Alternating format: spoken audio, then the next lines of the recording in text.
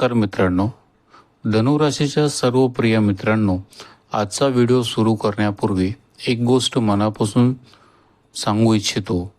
जर गेल्या 2.5 वर्षात तुम्ही संघर्ष अनुभवला असेल, जर मेहनत करूनही उशीर अनुभवला असेल, जर अनेकदा रात्री शांत बसून मनात एकच प्रश्न आला असेल की मी एवढं करत आहे पण माझी वेळ कधी येणार, तर आजचा हा व्हिडिओ तुमच्यासाठी आहे. कारण धनुराशीसाठी एक अत्यंत महत्त्वाचा काळ सुरू झाला आहे, दह्याचे शेवटचे 12 महिने.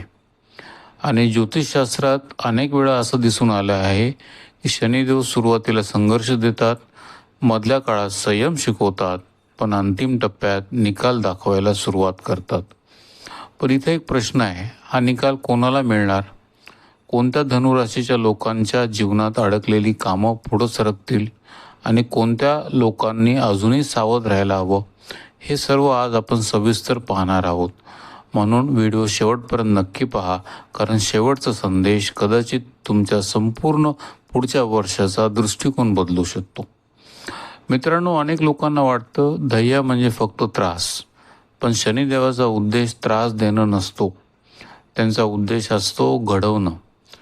एका कठोर शिक्षकासारखं, जो प्रत्येक चूक दाखवतो, प्रत्येक कमतरता समोर आणतो आणि शेवटी विद्यार्थ्याला अधिक सक्षम बनवतो. गेल्या काही वर्षात तुमच्या आयुष्यात जे काही घडलं ते फक्त अडथळे नव्हते, ते होतं प्रशिक्षण. कदाचित तुम्ही सुद्धा याचा अनुभव घेतला असेल. पूर्वी एखादी छोटी समस्या आली की मन विचलित व्हायचं, पण आता इतकं काही पाहिल्यानंतर तुम्ही अधिक मजबूत झालात, अधिक वास्तववादी झालात आणि अथक परिपक्व झालात. आता या संपूर्ण विश्लेषणाचा सर्वात महत्त्वाचा भाग म्हणजे ग्रहयोग. सध्या शनिदेव तुमच्या 4th भावात कार्यरत आहेत आणि इथेच या काळाचं सर्वात मोठं रहस्य दडलेलं आहे. धनुराशीसाठी शनी फक्त शनी नाही, ते धनेश आहेत आणि ते पराक्रम देखील करत आहेत. म्हणजेच धन, आर्थिक स्थैर्य, स्वतःच्या प्रयत्नांची फळं, धाडस, आत्मविश्वास आणि पुढे जाण्याची शक्ती. या सर्व गोष्टीचं प्रतिनिधित्व करणारे ग्रह सध्या 4th भावात बसलेले आहे. आणि 4th भाव म्हणजे फक्त घर नाही, तो मनाचा भाव आहे, मानसिक शांततेचा भाव आहे, स्थैर्याचा भाव आहे. माता, घर, वाहन, जमीन आणि अंतर्मनाशी संबंधित भाव आहे. म्हणूनच गेल्या काही वर्षात अनेक धनुराशीच्या लोकांना बाहेरच्या परिस्थितीपेक्षा आतल्या संघर्षाचा जास्त त्रास झाला असेल.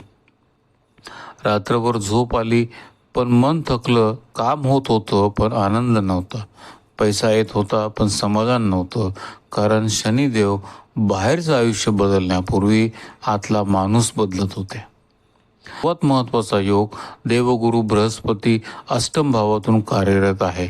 त्यांची 9वी दृष्टी थेट शनीवर पडत आहे आणि त्याचबरोबर गुरु स्वतःच्या राशीवरही दृष्टी टाकत आहे. हा अत्यंत महत्त्वाचा संकेत आहे, कारण हा काळ फक्त नशिबाचा नाही, हा मानसिक परिवर्तनाचा काळ आहे.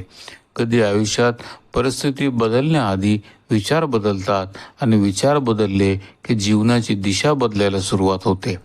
गुरुची ही दृष्टी हरवलेला आत्मविश्वास परत आणते, निर्णय क्षमता मजबूत करते, स्वतःबद्दलची शंका कमी करते आणि सर्वात महत्त्वाचं, मनाला स्वीकार शिकवते.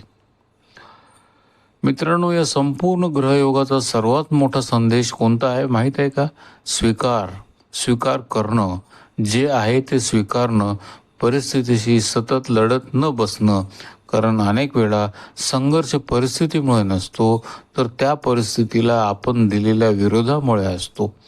जेव्हा स्वीकार येतो तेव्हा मन हलकं होतं आणि मन हलकं झालं की ऊर्जा परत यायला सुरुवात होते. या संपूर्ण विश्लेषणाचा मुख्य शब्द आहे ऊर्जा. होय मित्रांनो, ऊर्जा. समस्या पूर्णपणे संपलेल्या नसतील, पण तुमची ऊर्जा मात्र परत येत आहे. पूर्वीसारखी निराशा राहणार नाही, पूर्वीसारखा मानसिक थकवा राहणार नाही. माझ्याच बाबतीत असं का, हा प्रश्न कमी होईल आणि त्याची जागा एक नवीन विचार घेईल. आता पुढे काय, आणि हाच विचार जीवन बदलतो. आता करिअरबद्दल बोलूया मित्रांनो, विशेषतः IT, technology, software, digital services, export services, consultancy, foreign client work या क्षेत्रामध्ये काम करणाऱ्या लोकांसाठी हा काळ विशेष फलदायी ठरू शकतो. जिथे विलंब होता तिथे हालचाल सुरू होईल, जिथे उत्तर नव्हतं तिथे प्रतिसाद मिळेल, जिथे निराशा होती तिथे आशा निर्माण होईल. हे लक्षात ठेवा, शनीने दरवाजा बंद केला नव्हता, फक्त योग्य वेळेची वाट पाहायला लावली होती. देरी होती पण नकार नव्हता, देरी होती पण समाप्ती नव्हती. चतुर्थ भाव सक्रिय असल्यामुळे जमीन, मालमत्ता, घर, वाहन, जुने व्यवहार, अडकलेली कागदपत्रे या क्षेत्रांमध्ये सकारात्मक घडामोडी दिसू शकतात. शनीची तिसरी दृष्टी शुक्राच्या राशीवर पडत असल्यामुळे सुखसुविधा वाढवणारे निर्णय, घराशी संबंधित सुधारणा किंवा स्थैर्य देणारे निर्णय पुढे सरकू शकतात. आता एक महत्त्वाची गोष्ट, शनीची 7वी दृष्टी थेट कर्म भावावर पडत आहे. याचा अर्थ करिअर, प्रतिष्ठा, जबाबदारी, व्यवसाय आणि सार्वजनिक प्रतिमा या सर्व क्षेत्रामध्ये हालचाल वाढू शकते. मात्र शनी एक गोष्ट मागतील, सातत्य. काम सुरू ठेवा, कारण या काळात मेहनतीचा हिशोब चुकणार नाही. या विश्लेषणातील आणखी एक सकारात्मक संकेत, शत्रुपक्ष किंवा विरोधकांचा प्रभाव कमी होऊ शकतो. याचा अर्थ तुमच्या विरुद्ध लोक असणार नाहीत असं नाही, तर त्यांचा प्रभाव कमी होईल, कारण तुमची अंतर्गत शक्ती वाढत आहे. आणि जेव्हा आत्मविश्वास वाढतो तेव्हा बाहेरील विरोध आपोआप कमी महत्त्वाचा वाटू लागतो. पण मित्रांनो, या संपूर्ण काळातील सर्वात मोठा शत्रू कोण आहे? कोणतीही व्यक्ती नाही, कोणताही ग्रह नाही. ती आहे टाळाटाळ करणे.